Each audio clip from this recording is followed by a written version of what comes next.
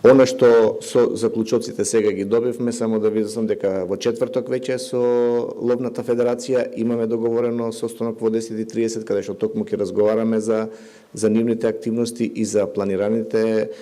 следни чекори што ќе треба да ги превземат. Знаеме дека сезона на годишни одмори е, ловците знаеме кога одат и кога се навикнати едноставно, но во овој случај исто така имајќи ги на ум и планините, односно вегетацијата, бујната вегетација која што е, затоа владава и денеска се реши на вакви мерки да предложи, односно према институциите. Сериозноста на проблемот се гледа од тоа што веќе 3 министерства директно се задолжуваат, неколку институции директно се задолжуваат,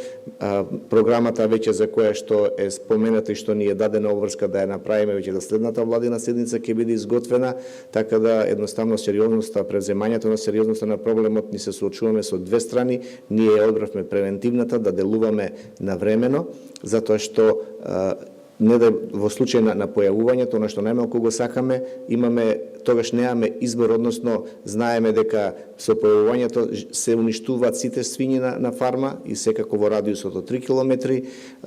Започнувањето на повторен бизнис е многу тешко, кога ставнуваме збор за една чувствителна гранка како што е свињарството.